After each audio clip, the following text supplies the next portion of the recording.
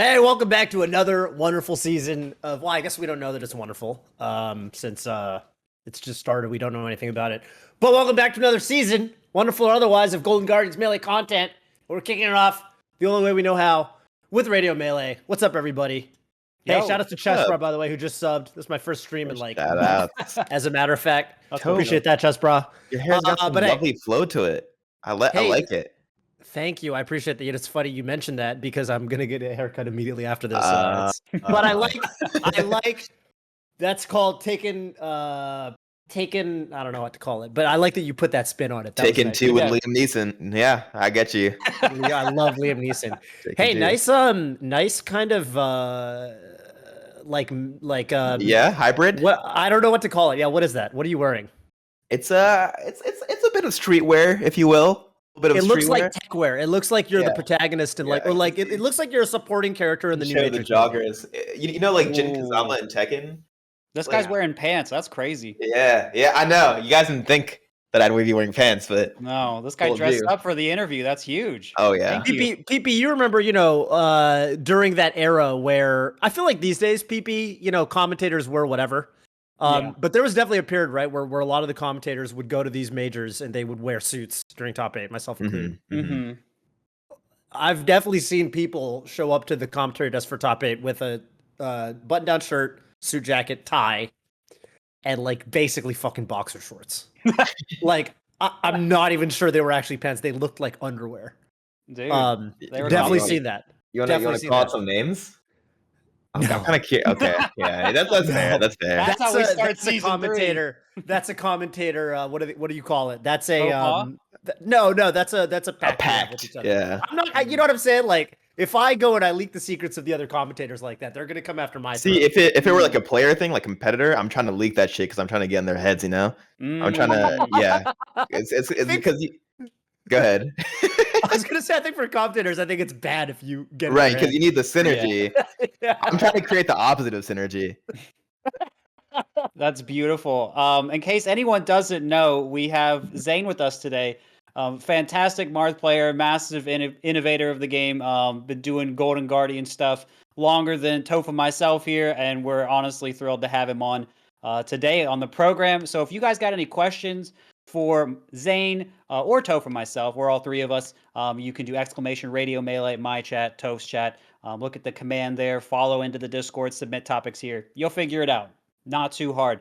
But yeah, I mean, speaking of getting into people's heads, that actually is great because that's kind of, I think your recent head getting attempts is something that I wanted to actually talk about. Oh, yeah. PP. I know. Don't say head getting attempts. I know. Now, if you didn't talk about it, the comments would have been all. Look, man.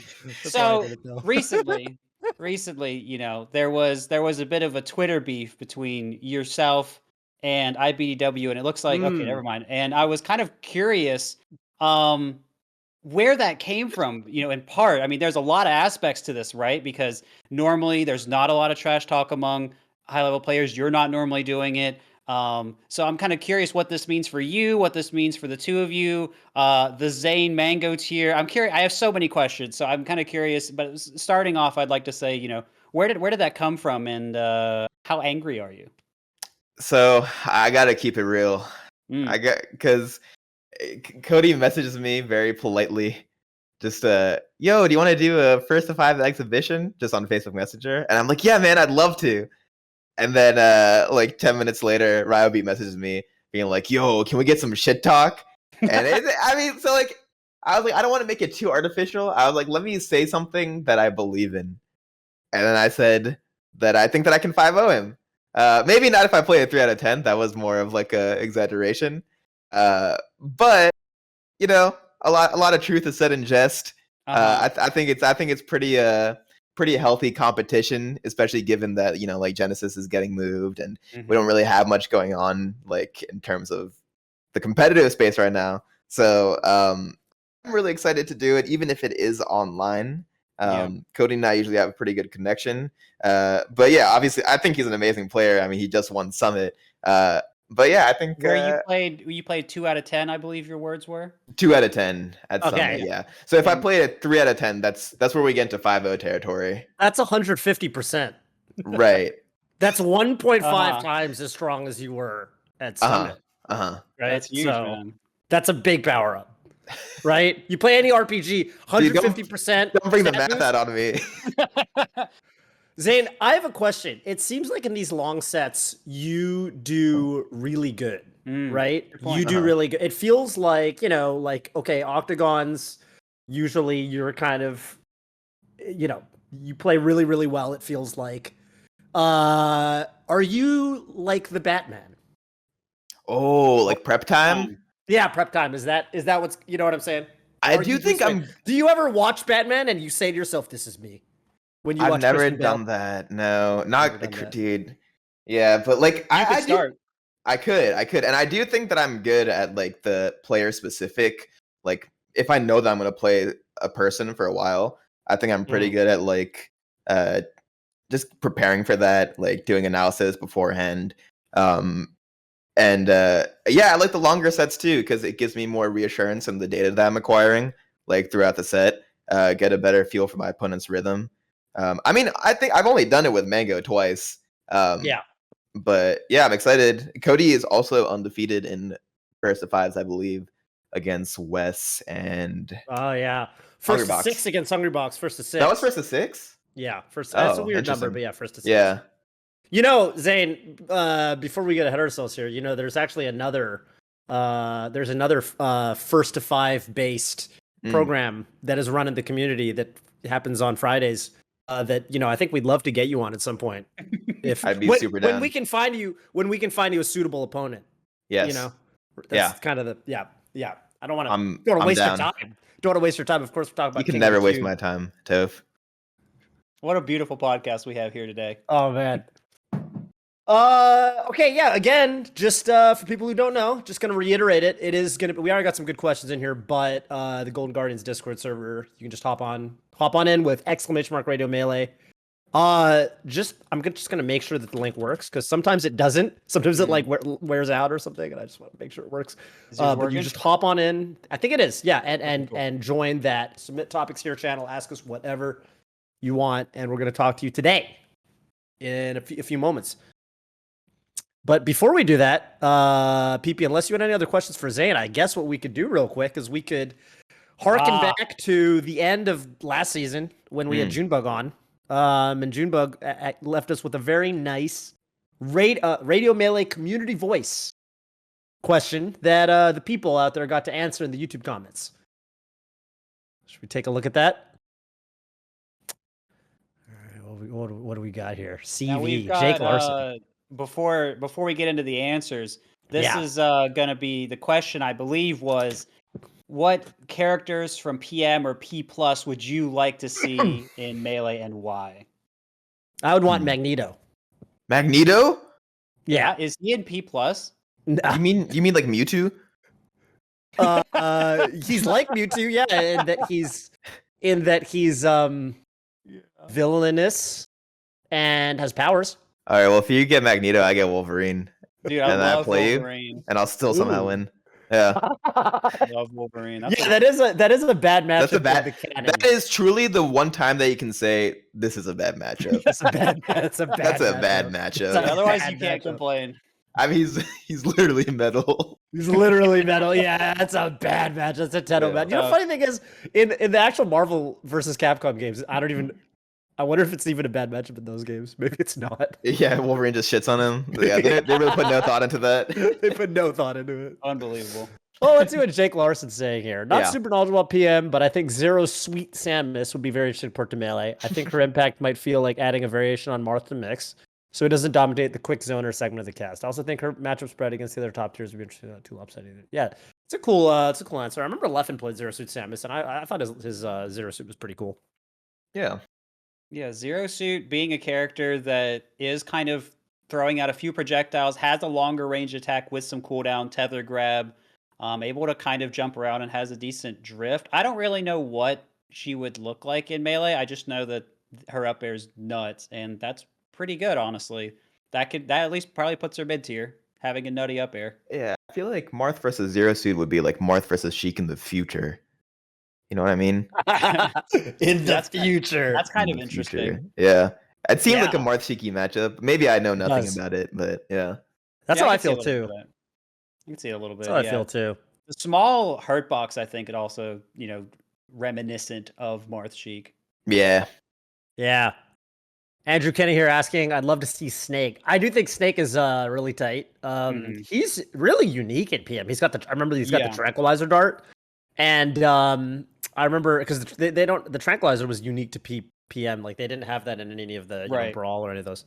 And I remember it was funny because there's that European, was it just Fuzzy? It was one of those British commentators. It might have literally been Fuzziness. But I just remember watching the footage of Professor Pro's Snake, and then the commentator was like, "Oh, the tranquilizer! He is the tranquilizer! The It's always- tranquilizer!" It's always like that. fuzzy. I hate Snake, by the way. In general, or Well, so I was As a guy, well, no, he seems all right as a guy. I don't think I have anything against him in that regard, but I was at this tournament near Virginia Tech. I don't know if you guys know this guy named East Coast Eddie. He's like yeah, I've heard of him. yeah. He's a Project M player predominantly, I think, and he played Snake. And super nice guy. You know, we're chit chatting before our set, and he's like, "Oh, do you actually mind if we play on my setup?" And I'm Oh, like, yeah, I don't have a no. problem with that. And then we walk over to setup, and it's the tiniest CRT I've ever seen. And I was like, this is your setup? And he's like, yeah, I just like the way it feels. And we play on it, and I'm just exploding every like 3 seconds, and like trying to put on an Oculus Rift, like looking at where the mines are. I'm just blowing up left and right. I'm like, I hate Snake from here on out. I just Okay, Yeah. I really resound with that. So I actually Yeah. had to play a Snake because I competed in Ultimate Locals for the better part of a year, and there's a counterpick stage that I'm sure you guys have seen Ultimate players complain about called Lilac Cruise, Mhm. Mhm. and it's kind of a janky stage. It's got a lot of slopes, so it's kind of janky for that reason. Letters are weird, but Snake players will take you there, and Snake players would take me there in tournament, and they don't take you there for the slopes or anything. They take you there because it's the space, and space is black. Oh, yeah, it's so hard to see. Yeah, that's right. They put the bombs everywhere, and you can't see them. That You started can't in see the Brawl. grenades.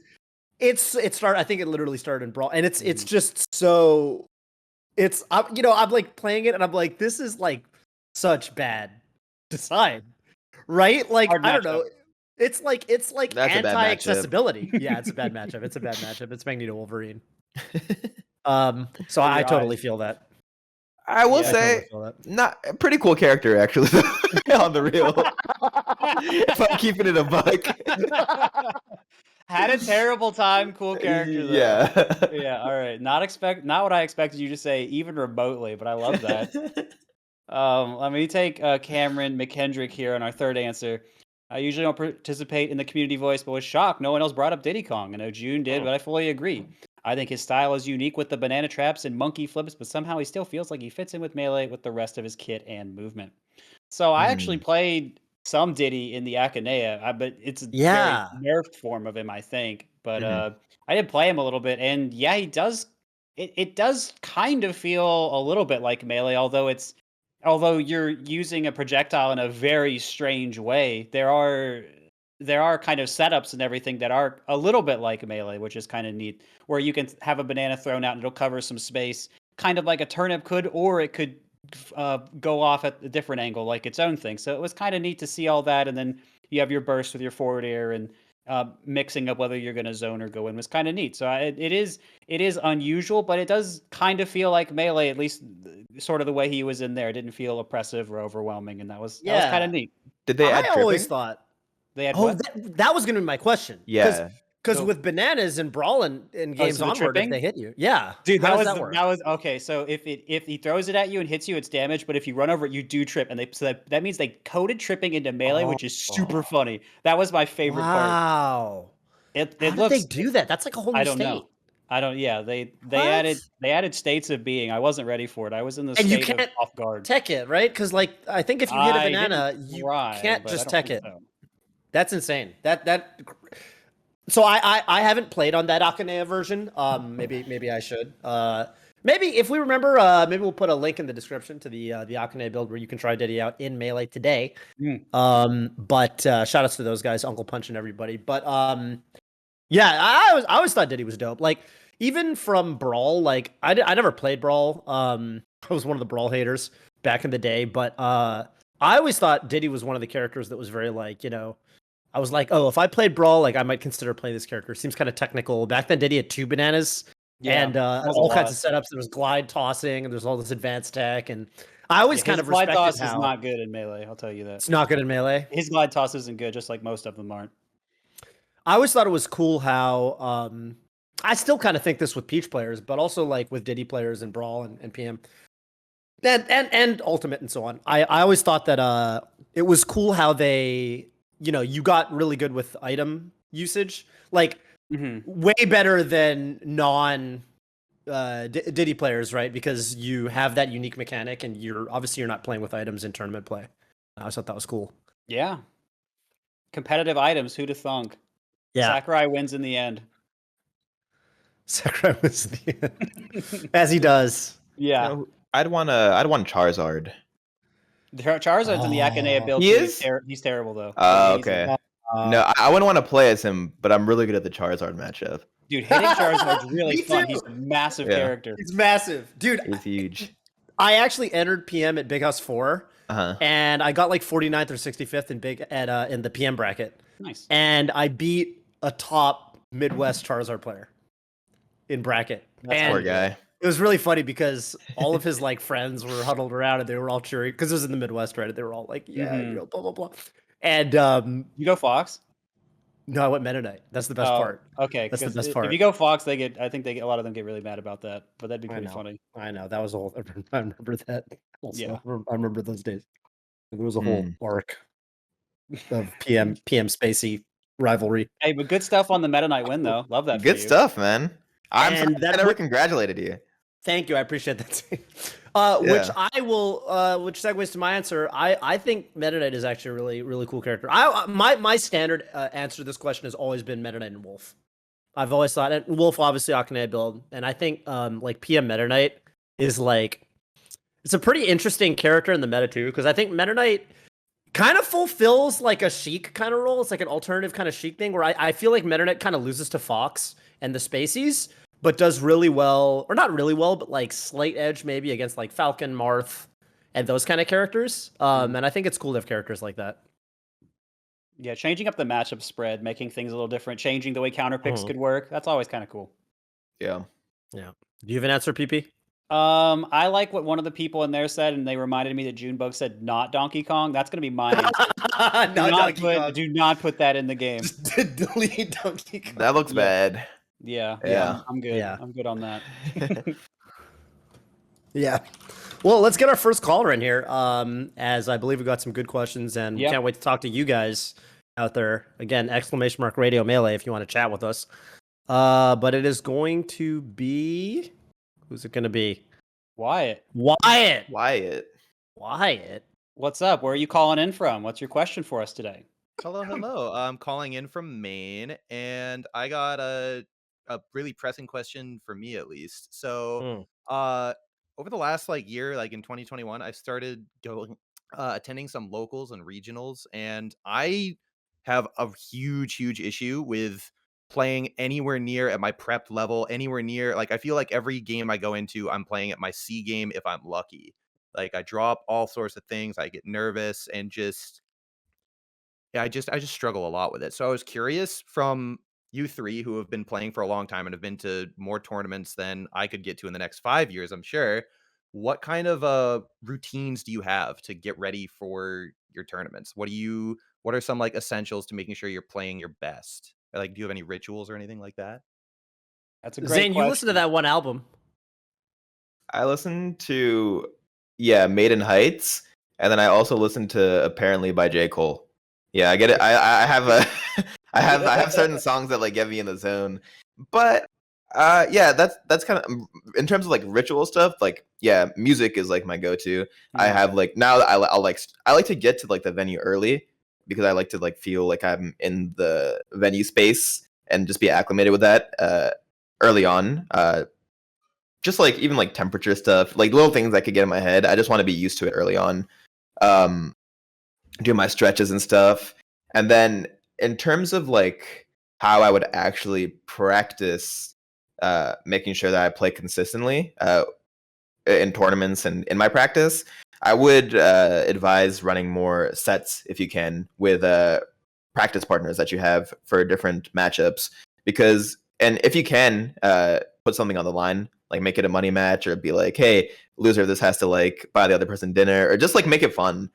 Because that's gonna add some layer of nerves and tension in the set, and I think replicating that before tournaments and getting used to, you just won't be shocked when you actually play in tournament. You'll be like, okay, this is like semi comparable.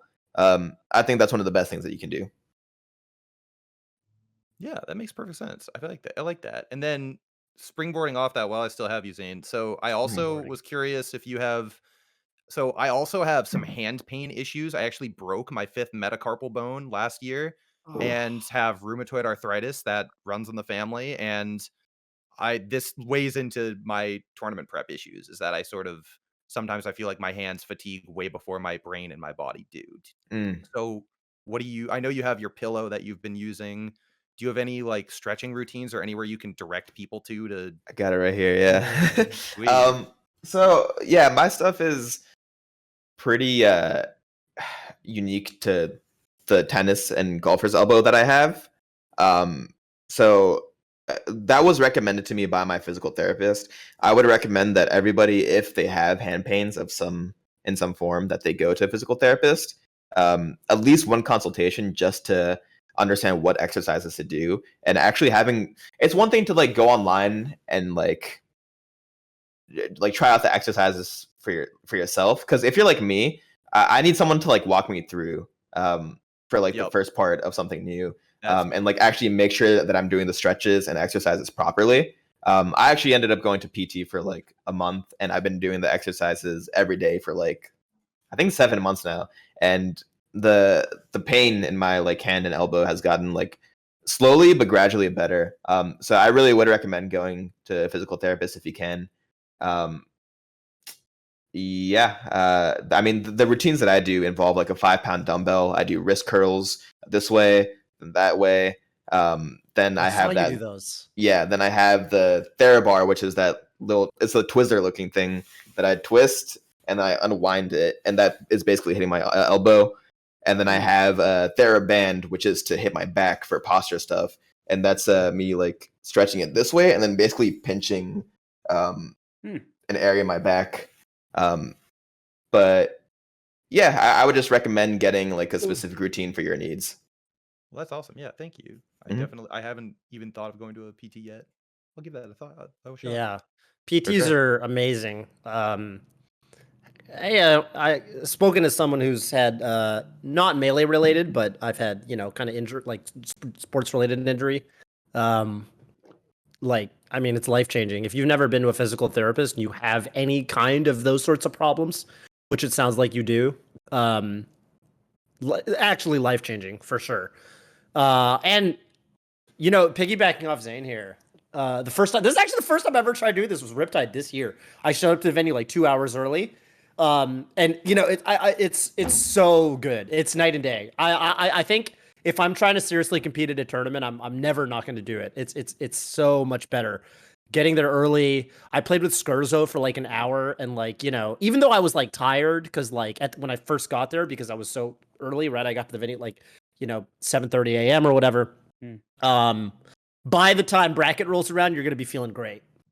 It's way better and you're going to get acclimated to the temperature, all that stuff you talked about in your question. I think it's going to help you a lot. That's a really good one. Thank you. Yeah. PB, Yeah. anything? Yeah, I mean, do you feel they've answered everything fine? I can give you some things that I wrote down, but if you feel good, no need to overload you. I mean, I have plenty to digest. I don't need to take up any more time than I already have.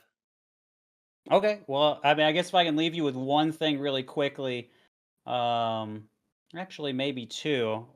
There's always one thing that I haven't gotten to talk about it, I think, on here in a while, and that's meditation. So I'm going to bring that up. Just going to help you focus on parts of your body that you might notice tension and relax. That's just a great habit just to generally have, and it's really good for so many things. So been a while since I've talked about it, so I'm going to endorse that here. But then we talked about physical therapy, and I know that some people might maybe struggle to afford it, or they want maybe some different resources. So there is some stuff out there from 1HP Gaming, who's worked with people in the Melee Yeah. community. So want to shout them out every time that this sort of thing comes up.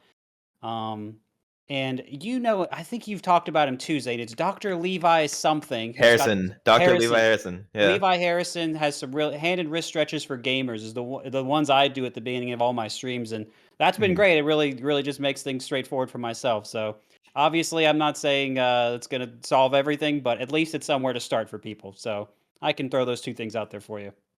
Yeah, this is awesome. I mean, you guys have given me like a treasure trove of stuff to look into and try. This is great. Thank you. You're For very sure. welcome. Best of luck. And you got any shout outs for us on your way out today, Wyatt? So many. I'll try to keep it brief. I want to shout out the whole main Melee Discord. Josh in particular, who is the first or Dr. Lame, who is the first person that I interacted with in any sort of a Melee event. He's been an absolute homie. Jordan, Roy, Kyle, so many people. Too many to name, but I love you all. And then also my buddy Matt, who I think is also watching, who's just getting into Melee. Play more, please. Please. Tell him. That's it. All right. Well, thank Very you, nice. Wyatt. Hope you have a good rest of your day. Absolutely. Thank you. Later, See ya. Wyatt.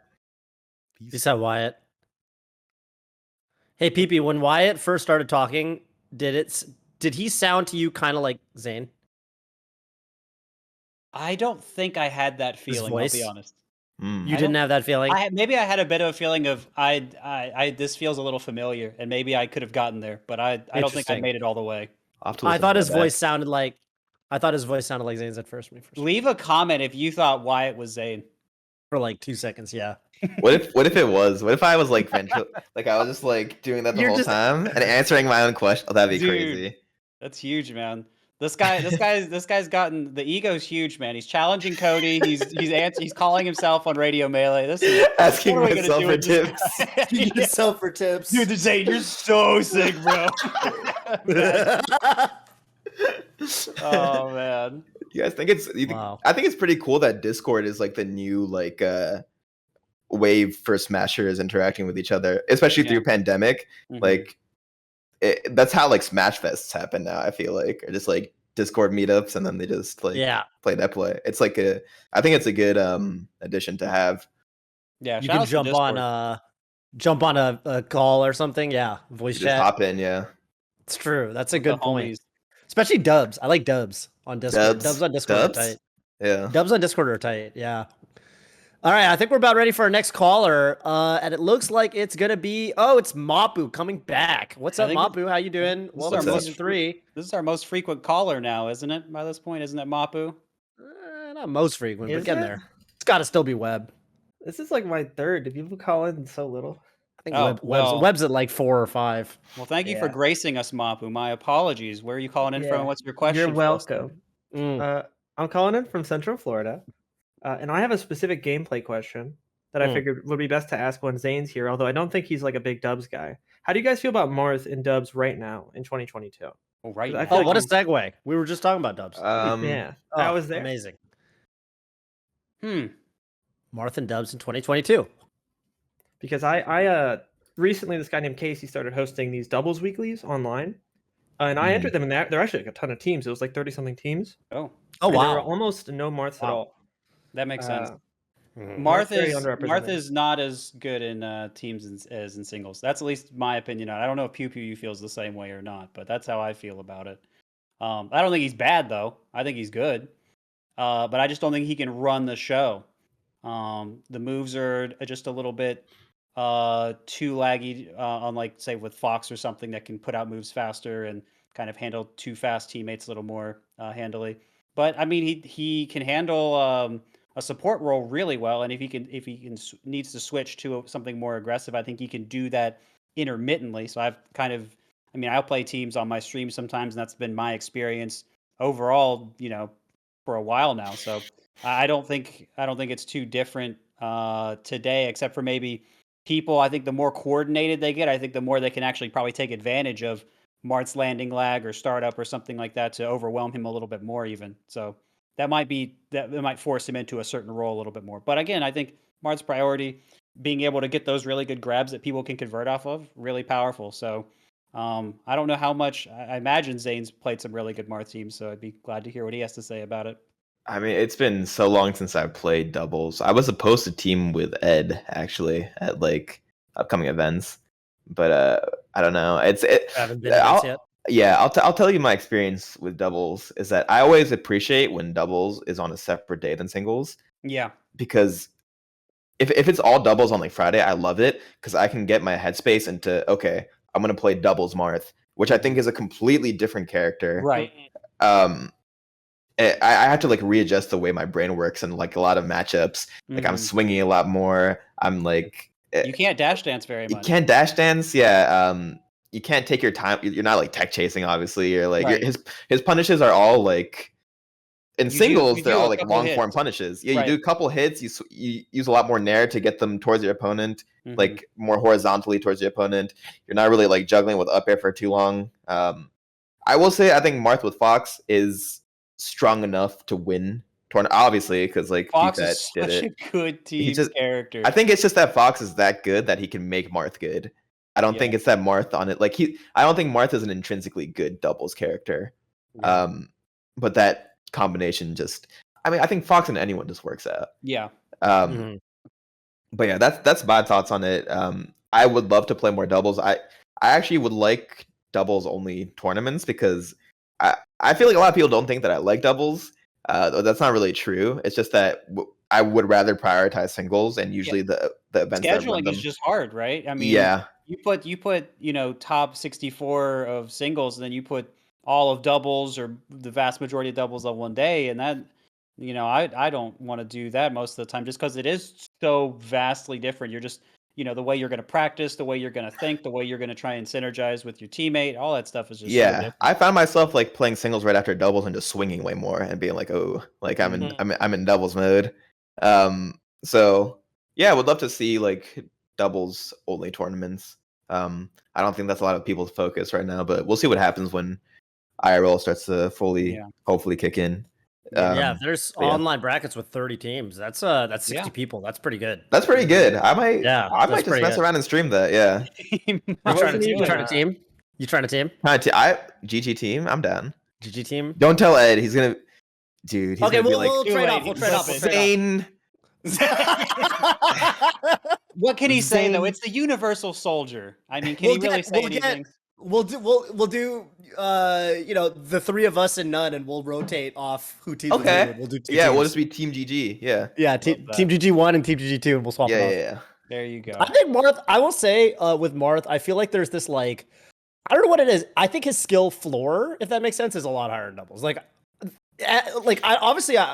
don't play Marth myself, at least not as a main, but when I fight Marths in teams, if it's anyone that's not like really, really good, people used to say this about Falco. Like Falco's good in doubles, but you have to be the best player on the screen or whatever. I actually kind of feel like that's the case with Marth, like even more so. Like, I know this is kind of hand wavy, but I've always kind of felt like there's doubles really exposes like, I don't know, if I play somebody who's not like an amazing Marth, like they usually can't hang at all in doubles, and they usually end up being the one that's getting gimped a lot. I think you have to be very, very slippery, and I think you have to understand how to use like Marths. You can't really dash dance, but I think you have to be very creative and tricky about like when dash forward, dash under people. I think because you have to be you can't get lazy about like where you are on the stage. Like I find that if a Marth just tries to hang out in the corner, it's usually pretty bad. And when I like, for example, if I team with PPU, or if I play against PPU, or if I play against really, really good Marths, they're always very tricky. Cactuar is another good example. Cactuar, very, very good Marth in doubles. And I'll try to approach him in the corner, and he picks like the perfect time to like dash out of the corner, like almost under me. And so he's always kind of shifting where he is on the stage, shifting where he's positioning. And it always feels like shit. Like whenever I try to go and fight him, I feel like it's like I'm like too late. I always feel like I'm too late, and he's able to kind of make all the space for his teammate and stuff like that. I know this is kind of those are sort of, I use some hand wavy terms like slippery and stuff like that, but at least that's how it feels. Yeah, and I to your point, I mean, I've thought about, in my rough thinking, because people ask me about teams on my stream sometimes and how, what best number character is Marth, and I mean, I do think it's certainly lower than in singles, but it's not like I think he's terrible, and I think teams is kind of weird in that I think you often want someone like a Fox or something like that on your team, Fox especially, but another one of those really good teams characters on your team. And I think that does unlock Marth more, like Zane's saying, but by himself, I kind of feel like he's, lower, like 5th or 6th-ish, if I remember correctly. And, I don't think we did have the M2K tier list for singles a while ago. But other than that, I don't think anyone's putting Marth down there for singles. So I do think it's a little bit tougher, but, right teammate, right character, make it work. He did. What did M2K put Marth at? 6th. Wait, for what year? I think it was 2 years ago. Might have been 3. In singles? Yes. Wow. We live in a society. That's a hot take. That's hot. I never say hot take, but that's a hot take. That's a hot one. His bald head was steaming. You had to bring in his hair status into it. Have you guys? Marth at 6 and people just call him bald. That's messed up, man. Go ahead, Zane. Have you guys played Double Marth? It's miserable. Double That's Marth not a team, bro. is hard. Rishi and I did it at Smash Summit 7, and we were playing with Mewtwo King and Pluff and friendlies, and we just had to meme. That was the only way to make it fun. Because we'd be like, all right, we gotta get a double shield break. So I'd be like, we need code names and team plays. So I'd be like, we'll call it Double Trouble, and I'd go I'd be like Double Trouble, and then we got Mewtwo King and Shield just collided on him. Oh, that was the best. Yeah, it worked. Oh, that's sick. That's sick. It's a Double Trouble. If you guys ever trying to, if you're trying to do the Double Trouble, clip it and put it on Twitter and tag me, and I'll give that a big fat like. Nice, love that. Marth. Never mind. Marth, good teams character. I think we've solved that. Yeah. Mapu, I think the only other thing I was going to say was I think one thing that's really good to be able to do in doubles is to be able to generate quick hitboxes around yourself, like Fox Shine, Falco Shine, Sheik, everything. And when you don't have that, if you're running double Marth, even double Falcon can kind of make work, but double Falcon kind of has this problem too, where you're good at making hitboxes around you, but you're not good at making hitboxes right on top of yourself. Yeah. So as soon as you don't have advantage anymore, everything just goes to shit. And you got to remember, there could be people on 2 sides of you. Hitboxes on both sides are really good. Yeah. Shine, Sheik, down smash. Again, these are things that are just going to be really helpful in doubles as well. Good question, Mapu. Hell yeah. I like talking about dubs. You don't get to talk about dubs that often because, it's just less we need to talk about dubs more. That's where I'm at. Dubs We're making it happen. The people are there for it. There wasn't even a prize pool at the tournament that had 30-something teams, by the way. People just entered because they wanted to play dubs. And that was it. Who won? Run, Ride, and Tempo. They're insane. Good for them. Good for them. Good for them. I love how good they are. I love that they're... That's what I'm saying. Run Ride has a grudge against me because this was a tournament years ago at Doll's house. I don't know if you guys know the Smasher Doll. I do. But he used to host like these dope Smash Fests. And like they're like probably the best Smash Fests I've been to. But I stole Milkman from Run Riot for a teams tournament. And now he's just like the nastiest team player. I'm scared the next time I face him in doubles. Oh, he's so good. Yeah. Wow, I didn't realize this. So he's from MDVA? He was at least living there for a bit. This was in Charlottesville. Got it. Yeah, I don't know if he's still there. Got it. It's shocking to think now that you just mentioned Doll. It's shocking to think how people know, everyone knows Laud, but no one knows why his name is Laud. Yeah. Laud has the weirdest influences. Like Doll it's Laud backward. It's Doll backwards, and then like Dreffin's his favorite Sheik, but he plays nothing like those players. It doesn't make not at all, right? He does play it slower like Dreffin. He does play it slower. I don't know. I'd say so. I don't know how calculating you would say Dreffin is, but you could at least argue that there's something in there as well. Yeah, I could see that. Lot on Shield has Slightly. been faster though. I don't know if you've seen, but he's got some crazy pressure. He's inspired, but maybe not a copy. I guess that's all we can say about it. But that's good for him. I'm glad he's speeding up. When I see Dreffen jump into the air and like do the down air, Dude, I when I could saw never him see hit- Law doing anything like that. Oh my god. Yeah. That's good stuff. Well, Marth and team's beautiful character. I think we nailed that down here. Love Laud too. Mapu, does that answer your question? That it does. Also, I didn't know that's why Laud's name has a capital D in it. That's news to me. Yeah. The more I'll you take know. that and I'll spread the word for you. But Beautiful. yeah, no, thanks for answering the question. It was super fun. Best Got of any luck shout-outs? with the radio. Yeah. Shout out my Tally boys. Shout out South Florida. You know, I don't go to CFL tournaments, so I don't even shout out the region I live in, but I shout out the other two parts of Florida. That's fair. But yeah, and shout out Case for hosting that doubles tournament I talked about. He hosts it every week, Saturday nights. Be there, be square. And yeah, have a Is great that the night, name of y'all. the tournament? It's called Be There, Be Square. It's that's what they should call it, but it's actually called Case's Doubles. Shout out Case. All right, But, dope. yeah, It's more descriptive. isn't it? Yeah. I mean, I think Be There, Be Square is a lot cooler, and it Yeah. kind of accurately describes who you are if you don't enter. Mhm. Right. But yeah, But Cases for Doubles marketing describes purposes. right. You know exactly what you're getting into. Yeah. It's trade-offs, I guess. Be There, Be Yeah. Square doubles. You can weekly call would it probably be the ideal name. BTBS. That's Well, a that cool just communicates nothing, though, is the thing, right? No, I like They'd be that. like, what I does that like stand that. for? BTBS. BTBS. Well, once he does his job right, everyone will know. Yeah. Mhm. Yeah. You entering BTBS this week? Oh yeah, yeah. You got it. Marketing. At that point, you probably call it anything, I feel like. Yeah. Yeah. That's true. That's Well, how we'll it get goes. there. This is how It's it like starts. PPMD. Listen Yeah, to there some you go. BTS. Who knows what that stands for? That's a BTS. Yeah. Behind the scenes. Maybe one day Right. you'll get to go to Beyond the Summit. All right. Peace out, Mapu. Later, Later. y'all. Have a good night. Later, Mapu. Have a good night. Wow, what a question. Nobody asks who DTM is anymore. That's right. Everyone Ah, knows what? DTM. He had a good run. No, What? I'm That's saying everyone it's knows who it's he a is. household That's name what I'm now. saying. That's what we're saying. Oh! It's a household name now. No, we love DTM here. No, we're Yeah. on your side. Yeah, everyone he knows went who DTM is. he went 1 and 2 a week ago, but he It's brought it stacked. back the It other was day. a stack to who? tourney. To who? To who? it matters, To you know what I mean? for Cray, he Yeah. was good, and the Samus absolutely cracked. I have to say, Roy Samus is Roy Samus the worst of like it's the pretty. relevant matchups? I don't think so. I think Peach has to be worse, right? Peach feels worse. Puff still feels bad, but you got cheese. But Yeah. it feels like she shouldn't get hit by the cheese. Yeah. Yeah. Um, When I watch Yeah. Roy Samus, well, specifically when I watch you play Samus, I'm just like, oh, dude, God, I've had this some looks game miserable. like 15 sets versus Kata. It's crazy. Ooh. Those are Yeah. insane.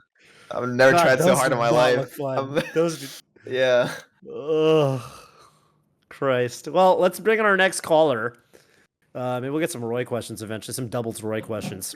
Well, Oh, we yeah. got Andrew RK coming in. What's up, Andrew? Good to have you on the call. Where are you calling in from? What's up, Andrew? Yo, what's up? I'm calling in from Santa Barbara. Oh, Very love nice. Santa Barbara. Got an amazing mic, by the Yeah, I know. I was about to say. Mm. way. Oof. Nice. Glad I don't sound like garbage. Not Love at that all. for What's your you. question? What's up? So, my question is, a lot of competitors right now are sort of forced to kind of do streaming and content creation in order to maintain a consistent income to continue competing. And a lot of the times too, there's like a sponsorship or a contract as well to go with that. Do you think this will like continue to be the norm at roughly its current pace, become more necessary over time, or could eventually become unnecessary? And then on like a more personal level, what do you guys think is like your ideal balance for between like content creation and competition? That's a cool question. I like Mm. that.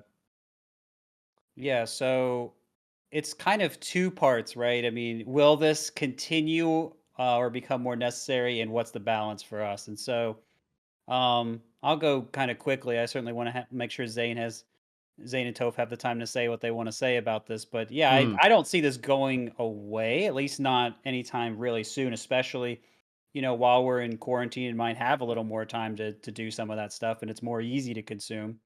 So I do think, at least for the time being, it seems like it's going to be something that's going to stick around. But I also think it kind of depends on us, right?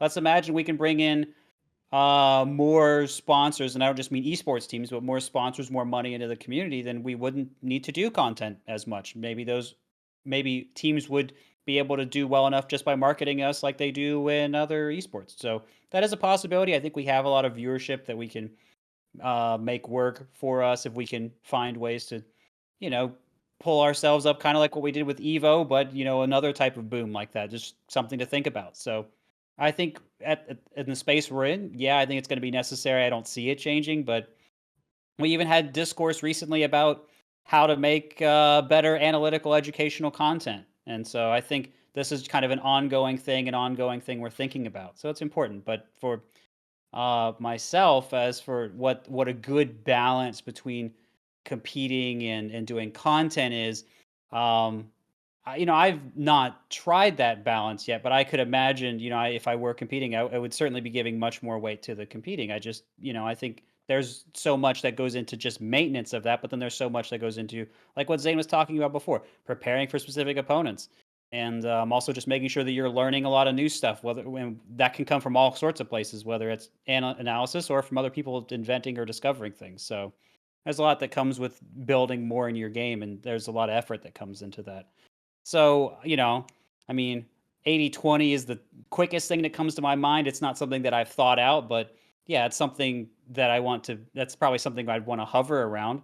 And it might depend. If it's an off season, maybe I do a little more. And if there's a lot of tournaments that I want to do coming up, or there's something I'm really working on learning, maybe I don't focus on content at all. Just be one of those things that depends. And I guess if I add anything else, I'm lucky that I'm on GG, so I'll be doing content anyway. So it's a little bit different for, I guess, the three of us. Necessary is an interesting word. I think the thing about it is, like, okay, even in whatever dream world where Nintendo's like, okay, we're coming into the scene and we're giving you a bunch of money. There's a circuit now with big prize pools, and you can, if you're good enough, you can make, you can make a living just competing. I think the thing is, I think it's still good to get into, if you're serious about being like a pro gamer, I think it's literally still good to make content. I think it always will be. And the reason for that is, there's got to be life after competing in that sense, right? Like, either you're planning on literally being good forever are you going to be a top player for the rest of your life? Or like, I think it's good for anybody who's serious about this to at least dip your toes in, because then you diversify in the worst case. Obviously, it's a little less important in Melee, at a game where, obviously in Melee, like, it's a relatively unchanging game. But I mean, I used to pay attention to a lot of other esports scenes, right? And, you'll see these pro players who get really, really good. And I'm talking about, like, games like Overwatch, for example. You get really, really good. And then, there's a meta shift, and suddenly you're kind of pushed out of your meta. And if you're on a pro team, you might not have a starting role anymore. You don't really get to compete anymore, right? And basically, those people would either, one, if they had a stream presence, they could ride their stream popularity, and they could be like the guy. Now, they're playing some off meta character, but like you can still be a content creator and you can still have that success. Or they would completely fade into obscurity, right? And they just kind of be pushed out of pro gaming.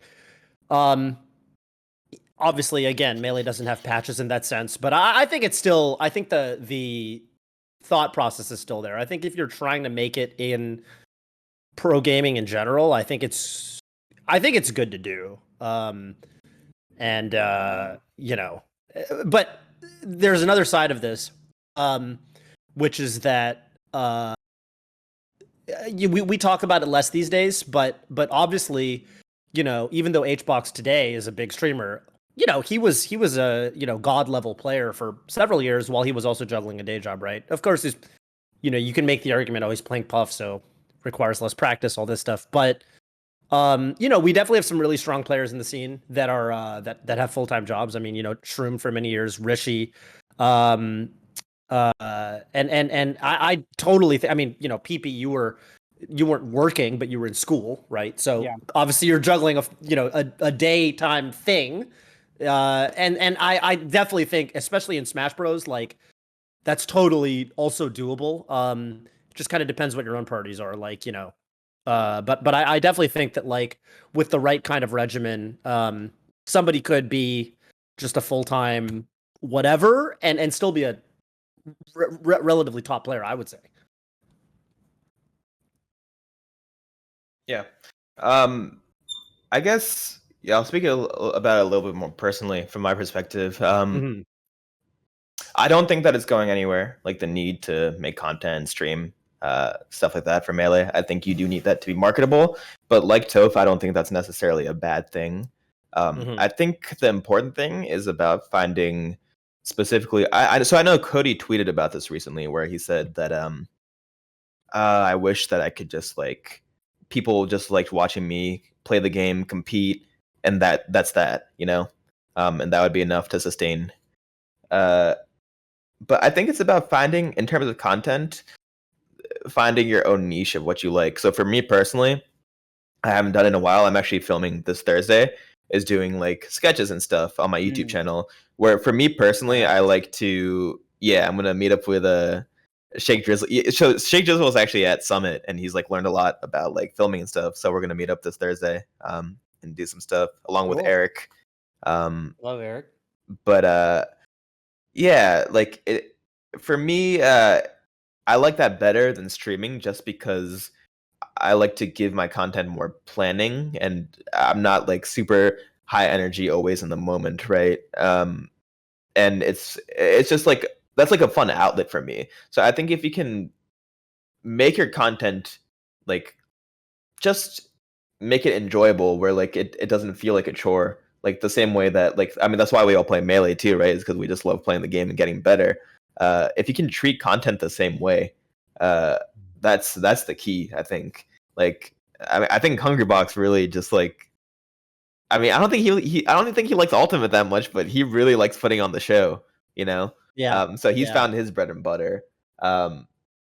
Mango with streaming, you know, like that's clearly his comfort zone. Just keeping people engaged, forming community. I think it's about finding like your niche. So I do wish sometimes that like, and I do this myself actually, like in preparation for tournaments, where I'm just gonna like go AFK for a while from stream and just focus. And I think that we do have the ability to do that. Obviously, you take like a pretty big monetary hit in the short term, but Smash is pretty supportive that like when you come back, like you're able to recoup that stuff through stream. So yeah, that's kind of my perspective on it. Yeah, if I had to add anything else, this is something I've thought about a little more lately. I think that's all fair, and I do think that people can find more of their niche, and it's worth looking for, because if you can find content fun, then people are going to enjoy that more too. That being said, I think when we are selecting for our skills to be good Melee players, it's doing the same thing a lot, often on your own or with one person for a long time, and you're usually not talking a lot. You're just playing. These things often don't lend well to content creation or the personalities that move into that. And then also, maybe just as a person, even regardless of that, you're just not someone that likes doing content. And I just want to also be the force that I agree with exactly with what Zain and Toph are saying, that the more we can try and do that, the better off we can be. But I also want to say that maybe that's not for everyone, and that's also okay. Yeah, I would agree with all that. Like, I also don't think it's like a bad thing, and I think it's also like it's just kind of part of the sort of, I guess, like an invisible contract you kind of sign on to being a competitor. Because like even in professional sports, like athletes have to do like promotions and and Right. like things like that, because you never know when like an injury could take you out. You Yeah. don't know if like, especially if you're not in like in a sport that is as like lucrative. So yeah, I don't think it's like a bad thing either. I like consuming a lot of the content, obviously. Like, you know, I like mean, listening to these every time and stuff. Nice. But yeah, I would agree, and I just was curious to see like where you guys thought like the trajectory of that was, and like where you would like ideally like to fit in like that landscape. I'm sure this comes up even in, because I walk around San Francisco. I see, they don't call them content pieces, but that's what they are, right? I see little things with like, I'll see Steph Curry, a little shot. It'll be like Steph Curry walking around Oakland, like promoting something or like Yeah. doing some ad for something, right? And I'm sure Steph Curry sits there, oh, I just want to play fucking basketball. But it's the same thing, right? I mean, Yeah. we think of it as like, oh, we have to be a streamer. It's the same thing, you got your sponsorship somehow. I'm sure it's pertinent for, even athletes where as gamers we think, oh, they have it so good, they just have to play ball, right? They just play their sport. But it's like, no, I think this is pertinent everywhere, probably, if I had to guess, you know. So, and yeah, I think it's just about setting yourself up for success later down the line. But thanks for the question, Andrew. I think it's a good one. We don't get to talk about it that much, if there's anyone out there that's thinking about pursuing content creation or anything like that, definitely a dialogue that I would love to have more, because obviously I've learned a lot of things in this last year or two. Love to point people in the right direction. Yeah, totally. Thanks for the answers. It was great hearing like all of your perspectives on it and stuff. Yeah. Any shout outs you want to do? Just Santa Barbara, love everybody here. Great region. Everybody here is awesome. So, and I know some of them will listen to this. So, yeah, just shout out to Santa Barbara. You guys are the Nice. best. All Santa right. Barbara. Love Santa Barbara. I love driving through Santa Barbara when I go to SoCal. All right. Well, thank you, Andrew, for calling in. Hope you have a good rest of your day. Appreciate you. All right, thanks. You too. Later. Well, I think we got time for at least one more caller. And it looks like it's going to be Knuckles, our final caller for the day. What's up, Knuckles? And where are you calling in from? What's up? I'm calling in from the Netherlands. How are you all? Oh, What's up, Netherlands, Knuckles? Netherlands. What's up, dude? What's up, Zain? How are you? I'm doing well. So, I had a question specifically for you, Zain. Great. Obviously, the controller balancing discussion is still ongoing. Oh, boy. Stuff is heated online. You've recently played Swift at Summit. How do you feel about rectangles? Do you think they're fair, balanced? Do they need a nerf? If so, Wait, what and kind of nerf do you think? also, Yeah. how's that switch to box going? It's like I'm still getting used to it. It's like almost, it's like Yeah, almost. you're basically there. Yeah, I'm almost like back to where I was like on game controller. Like Yeah. I Nice, learned nice, pretty Not quick. to but- brag or anything, but Yeah, Hey, but for then people who want to watch players like Zain and some of the rest of us play on not game controllers, be sure to stay subscribed to the Golden Gardens Melee YouTube channel. Oh, Come yeah, on, yeah, too. Okay. Sub to the All of channel, us please. playing on keyboard and being really, really good at it. I'm so sick of it. Left But so yeah. stupid. So my thoughts on it, I think ethically it feels wrong to just like be like everyone bringing up these bot conversations now feels weird because it's kind of so many people have already bought them and invested time, skill, and money into it, and they're not gonna go back. Like I do believe people who are like, if they ban boxes, I'm like, I'm not coming back to this game, and I don't blame them because that's a huge investment. So I do wish that the conversation was sparked a little earlier and not by Tyler Swift just being like SDI just like every affair. But I understand. I guess I understand the reaction. I do think that SDI probably needs to be nerfed, but also I'm not like I haven't read like the dissertations on the box and like the the hundreds of pages that go into the mechanics. So from my eyes, yeah, it looks pretty damn easy to SDI on the box. But maybe there's more to it. But I definitely do not think that it should be banned in any capacity. If it can be tweaked and that's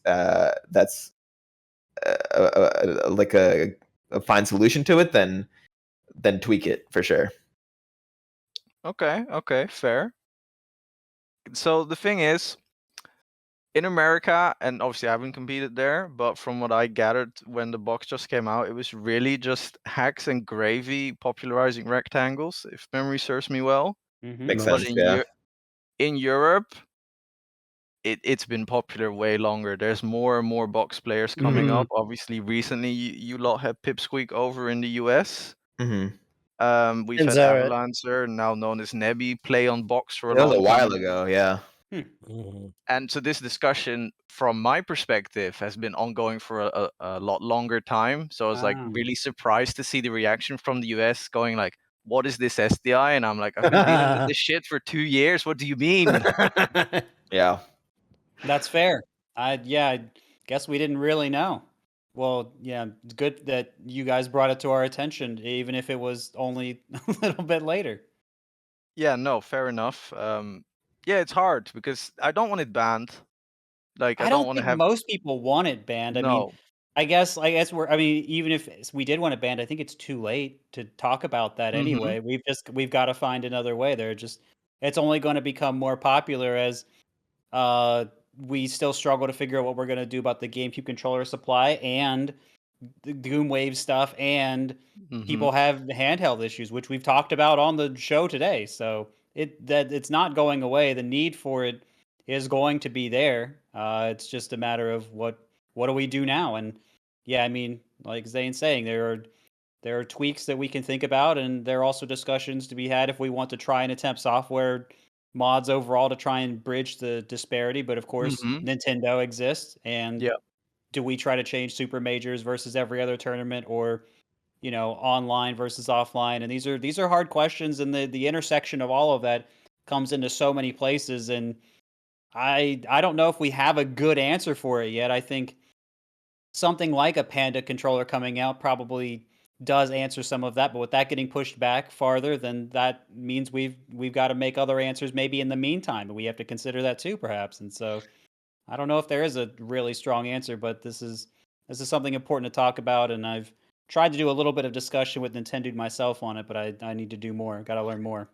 The thing is, I don't think that accessibility is the worst problem to have as a community. Where if we're trying to, if there's a demand to play this game and we have different avenues to do so, I lean more towards as something like the box. Like, I guess I've never been like playing a friendly and been like I only lost that game because it was a box or whatever. Yeah. Obviously, there's like other people have different reactions towards it, but I don't think that accessibility is a bad problem to have. So I would lean towards definitely trying to make it as viable as possible to keep them. Yeah. Okay.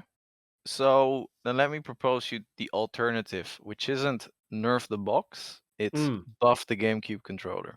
How would you Yes. feel about that? Even though it could potentially sacrifice, with a lack of a better word, the skill gap of Melee by Well, that's making kind of what things we're more doing. consistent. We're kind of already doing that though, right? Like, With UCF to an notches extent. are an example of that. Like, Mm, the Panda controller, having more consistent, like things with like notch calibration, for example, or these features that the Goomwave is even adding and bringing to the yeah, table. I would Goomwave say that definitely. kind of qualifies as buffing the GameCube controller in that sense. Right. That stuff might So, not be legal though. well, it depends, right? We just need to. I mean, it's all case by case, obviously, but I think we're obviously already moving kind of in that direction. Hmm. Yeah, I don't know. I'm sure there's a line somewhere, but I don't think there's anything that broken that's been put out yet with regards to. When you said buff the game controller, was there anything you were thinking beyond kind of what we've already done?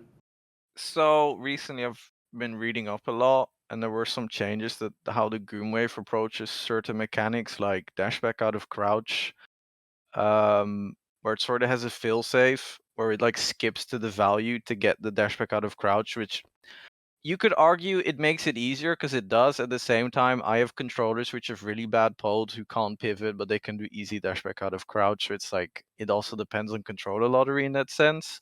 Another thing, you could potentially make pivots more consistent via software, which, as Zain probably knows, super controller dependent. If you got a fresh controller from Cardano, pivots are a joke. Um, yeah, these kind of things are definitely on my mind. We could do that to buff the GameCube controller. I mean, if there are things that are dependent on the lottery, making that go away is a net good. I don't really see a complaint about that. I think I think there are all kinds of things that we can discuss, that can be issues. I mean, even there was some talk. We had some talk before, and I brought this up before, so I'm just going to bring it back up again. There are people that said, yeah, if we play on the box, you can't get some of these up B angles for Fox or something like that you could get if you were notched on a controller, or you couldn't get a wave dash angle to get a certain follow up. And I said, well, maybe that's something we have to also reevaluate. And I know that's instead a nerf, and I know that, but maybe we would compensate in other ways. to try and make that more fair. Because again, those sorts of at least the wave dash one, you could at least probably hit that angle sometimes if you did practice. And so I don't want to remove practice from people. And so that's my own way of going about that. Is I would try and make things remove the controller lottery in certain ways to make pivots easier if that didn't sacrifice something else. But then maybe I would also, if we could do something through practice, I would try to encourage us to try and keep doing that. And then that's just sort of, those are some ways to handle some specific issues, but things might be more complicated than that, right? Because wave dash angles can help you with edge dashes and there are other things. And so it's not obvious. It's not usually just one thing by itself. It's a lot of interconnected things, which is part of why it's so hard to have these conversations. And you have to have your values come into it. What do you want for a controller? What's fair? And so I think we often don't talk about that. We just see Fox do his little flip kick and Pikachu teleport, and we're like, "Yep, okay, we got him." And it's got to be more than that, Fair. No, yeah, even with the that's the shitty thing about the SDI nerfs, is that the problem with the box SDI nerfs is that they're definitely good in theory because the triple SDI stuff that you can do with the frame one, for example, which doesn't have those quote unquote nerfs, obviously are extremely powerful. But on the flip side, I know there's certain because of the way the box SDI nerf is implemented, you'll be going for something completely unrelated, and your input just kind of won't work because I've never heard that. There's no so I was talking to Pipsqueak about it, right? And when you go for, you'll be going for something completely unrelated to SDI. But because the controller says, oh, this looks like it could have been, I mean, obviously your controller sitting in your lap has no idea what's happening in the game, right? It doesn't know you're trying to SDI a move. So you do a certain input. Maybe that's the smart answer. Controller. You need a smart box that's running we need a copy of arms Melee race in it. to a smart controller. This is what the Panda controller $2 million Right. backing would have been, but they had to get past that. I liked Pipsqueak's take on it, which was that he felt that a lot of these nerfs are good, but there's some more work that needs to be done to find out the best way to actually implement them. Because now, with the SDI nerfs, he was saying that you'll go for something and the input won't work and it feels really weird and wrong, as if you did a thing and the button just didn't trigger. Anyway. I would say this. I would say that I'm generally in favor of some nerfs. I think some of the things Hacks did with the box, they felt a little bit over unnecessary. I feel like certain things he nerfed before it was really proven that they needed to be nerfed that hard. I know some things like the difficulty of dash back out of crouch on the box. It's kind of way harder than it needs to be because I think at the time the box was built, no one was dashing back out of crouch on GameCube controllers. So the theory was, oh, I need to make this really, really hard because nobody can do this on a GameCube controller. And now everyone's dashing back out of crouch. So it's kind of almost an outdated. And that's another reason this is kind of a funny conversation to have, is because what's considered normal changes over the years. I would say dashing back out of crouch, very abnormal in 2018. Not many people were doing it at all. Fast forward to 2022, and I can go on net play and Slippy kids just dash back and tech chase. Exactly. So that also kind of adds a layer to it, right? Where it's you really do need to. It's hard to evaluate, where the line is, because the lines are always moving on some of these techniques. But in any case, I think that some level of nerf is good, but obviously there's just a lot of care that needs to be put in the implementation. Okay. Detailed answer. I like it. Thank you. Dude, Zain, do you ever, when you're playing a box player, do you ever I know you're definitely not the kind of guy that says things like, oh, I only lost because of blah, blah, blah. I don't think you would have gotten as good as you did if you were that sort of person. But do you ever take almost a sick and twisted delight when you beat box players? No. You don't? Why'd you start smiling? Well, I thought you were going to ask a different question. Oh, what do you think I was going to ask? I thought you were going to ask, do you have, different strategies against box players? Oh, okay, yeah. All right, I like that question also. I'm curious about that now that you mentioned it. Yeah, but I kind of forget, because it was only when I played Hacks. But, okay. I remember he used to not be able to slide off the eye on my up airs, and I was like, is that just not, he's like, yeah, it's fucked up. And I was just up at him over and over. And Really? yeah. But now you can just definitely slide off on the box. You On just late, C-stick down and direct. well, no, it was late upper specifically because with late upper you have to. It's a different. You do that. C-stick yeah. notch. Yeah. Oh, that is annoying. Yeah, it was like so much easier to combo. It was crazy. Also, I feel like is it just me or is it like ridiculously hard for even people who are like acclimated to the box to just survival DI? Like I'll just like up for someone on the box on like 60% and they just fly and I'm like, I guess that was like hard to prepare for or something. Like it just feels like there's no point to me like going for up their upper against box players. It just like always tip for them and they always fly. I don't know what it is. It's probably just really hard to survival DI. I bet you have to like prepare for it mentally. Like it's harder to like on the fly be like, oh, this way. Like because you kind of have to. Because I remember when we were not too many spoilers for our keyboard video coming out. But I remember we were hitting pretty good survival DI when we knew it was coming. You know, but maybe like just on the fly like that, it's like, oh god, and then you kind of I don't know. You have to switch into like the mode. I guess so. You definitely gotta like put in a pin code just to get the DI that you want. There's a lot of modifiers and buttons. Yeah. It's definitely not as easy as like, oh, I just want to go in that direction, so I go, like that. Mm-hmm. It's interesting. Okay. I've also heard from Pip. Apparently, Pip was saying that pivot, and I think Spark was kind of corroborating this. There's a lot of this discussion at Summit. They were saying that pivots are they're just harder on rectangle controllers. Period. Pivots are harder, and apparently dash back out of crouch. It's funny. My girlfriend plays on frame 1. Mm-hmm. So I always rage at her because she gets insane SDI by accident, and I'm like, that's bullshit. But besides the point, I borrowed it for a while. Yeah. And I could pivot consistently after 15 minutes. Really? Okay, well then. But it is indeed harder than it is on a good controller. Because on a good controller, it's incredibly easy. You just flick the stick. Yeah. I had Pip run some tests out of curiosity. And there's 2 ways to pivot. One is like plinking with also using the modifier and then just the normal really fast way. And he said he could get it to like 85% consistency, I believe, out of the top of my head, but definitely not 100. And he's obviously very good on the box. So right. It's definitely harder, but not as hard as some people originally made it out to be. In my opinion. Interesting. Well, yeah, I'm hopeful for the Panda controller. I was kind of bummed by the delays and stuff like that. I definitely think that like I don't know. I would love to see some of these features that for example, the Goonwave has started bringing out. Like I'd love to see those just more readily accessible for people that want to have controllers that do those things. Good old Cardano controller. Me too, dude. I went back to. I'm just using a plain Jane. Well, okay, it's not plain Jade. It's very beautiful, as you can see, but it's not a good one. Look, I like that he tried to spice it up this time because usually they're just like playing control. He made my D-pad blue and my start button blue. I was like, okay, yeah. You got a little shaved.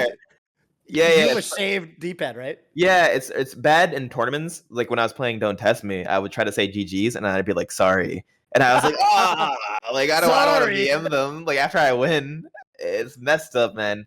Oh, dude. DTM menace. He's kind of wild. I feel like none right now.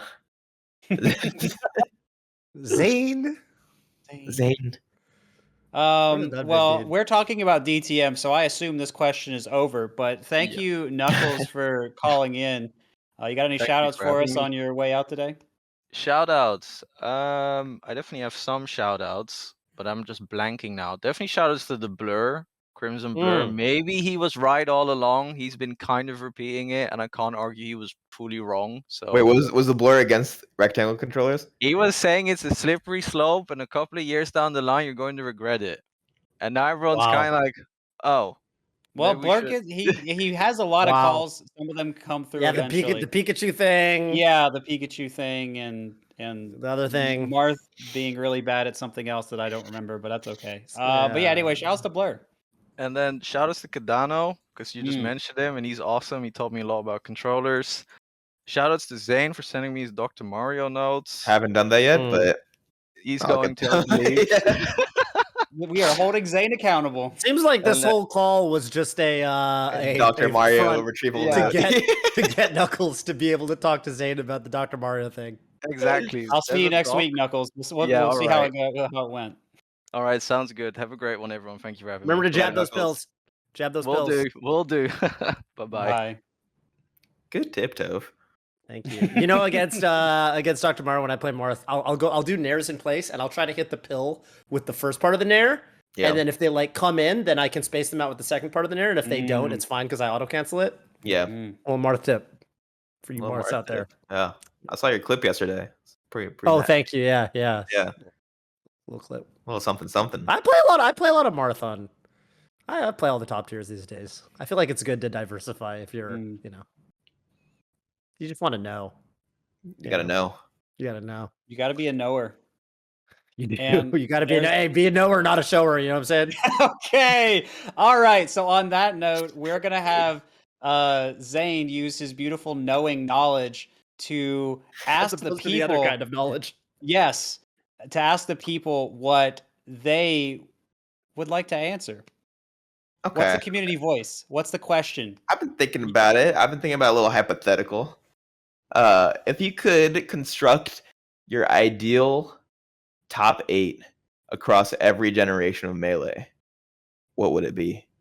So, can you Oh. explain that? Do you mean like we're talking like peak Ken, but it's like it's equalized so that he goes even with you or something, or what do you mean? Yeah, let's just assume it's this like nebulous reality where everyone kept playing up to this point, you know. Okay. But what I'm really looking for in the question is like this: you're taking the styles of each player into account and seeing them play against each other.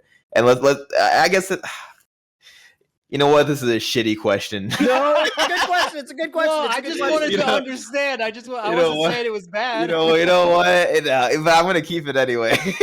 Okay. All right. So yeah. Assume that everyone's like maintained, like they've all been playing since to 2022. You know, who would you want to see in your top 8? Going all the way back to 2003 or whatever it is. Yeah. When chilling up throw up aired Ken, that was great. We all loved that.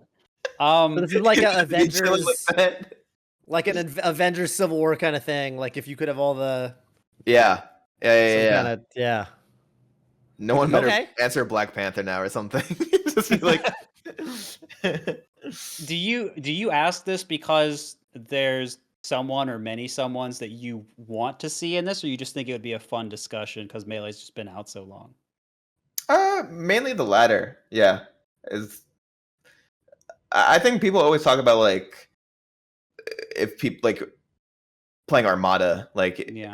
or you Yeah. like, but we never get like I mean, no one ever talks about like, oh, what if like Ken still played or whatever. I guess they do, but like It's not the same. it's not the same, you know. And Ken did kind of come back. Well, that was the thing. Like Ken did come back for a couple years, so we kind of got to see that. But like Armada never really like did the comeback thing the way Ken did yet. right, Hopefully so. yeah. So I think I would love to see. I mean, this is the common one. I would love to see obviously Armada versus Zayn. I would also love to see Armada versus Wizrobe, modern Wizrobe. I think that would be that would be an interesting one. Yeah. I think modern Wizzy would be. I think Wizzy is the kind of guy that if you send him to the past, he would give a lot of people some problems. I don't think people would be ready for Wizrobe. Except Korean DJ in that one episode where he's like, I don't even know what I was doing. I wish I had that footage. I'm trying to see that footage. You know what I'm talking about? I'm trying to see that footage. Yeah, I'm trying- Yeah. MLG still trying to see Orlando that 06. Yeah, like, I was Jeez. doing things that no one's ever done to this day. Oh I'm my trying to God. see what he was doing. I'm just I need to imagining see that- it. Yeah, I need to see that. Yeah, I need to see that. I need to see that. Yeah, Which character was he going? Cheek. I He was think. cheek. Yeah. Dang, I need to see that. Korean DJ, dude. Jeez. Do you ever play Korean DJ in tournament, PP? In your, I mean, I know you guys didn't no, really I line played up. him in teams. I played him in teams. Oh, I played him in teams too. When I believe it was Skatar. But I did never play him in singles. We talked, and this is one of my regrets. He was like, we gotta play some friendly sometimes. I was like, yeah, man. And we talked about it a few tourneys, and then he had his wrist issues, and then I yeeted out. And he had it never wrist issues? happened. Yeah, that's what took him out. So it was a real shame, but I wish we could have done it. Dang, But who did he anyway, team with? I Probably Ken or something. I think it was Ken, but I just wanted to make sure in my head. But yeah, I think it was Ken. Dang. Who'd you team with? That was the tourney I teamed with Mango, which was really fun. Oh, wow. Lord. I remember that. I do remember that. That was the one where we took on M2K Armada and we won in winners, and then we got reverse swept. Still though, that's But I mean, no one was really beating them cool. back then. No one was beating them back Yeah. then, so that was real sick. Ridiculous team. That was fun. Especially with double spacies. Yeah. Dang. For sure. Good times. If I had to put anyone on the bring some people back for the fun top 8, I want to see my dude Isaiah. Yeah. Yeah. That Are guy they is scaled really smart. approprially? Are they scaled? You know what I Yeah, mean? this- That's this kind is of the the approach. theory here, right? I feel like you guys are really into the logistics of this question. It's a good No, it's a question. good- It's a no. good question. I think it's okay. Look, I agree. In Whatever Pokemon, makes it cool. in Pokemon, when you do the little side events, you know, where it's like the battle frontier and shit. If your Pokemon are like level 100, and then the opponents are whatever level, they scale their levels, Right. so that it's like a fair fight. You know what I mean? What if everyone scaled down? That would suck. That's kind of funny. That's kind of funny. That is kind of funny. That would suck. kind of funny. That is kind of funny. I think they we assume they scaled up. scale up. I think we Yeah, assume yeah. they scale up. Scale everyone up. I like that. Well, I think that's it for today, right? I think we got our community voice out. Remember, guys, YouTube comments below. Let us know who you would pick in your answer to Zane's wonderful community voice question. Which was very Zane, it's good. been a pleasure. My camera's frozen. No, You're okay, good. I'm back. Well- Oh. It's not very smooth and cool of my browser. Hey, listen, we'll be back next week with more Radio Melee. If you're watching on the YouTube, remember we do this every Tuesday, 6 p.m. East Coast time, 3 p.m. Eastern or Western. And Zane, thank you for joining us for our first Yeah, it was a time blast. doing Radio Melee for season 3. Of course, we got more wonderful content on the way. Make sure you're subbed to the channel. And well, you know where to find us. See y'all next week. Peace out, everybody. This has been Radio Melee. Peace.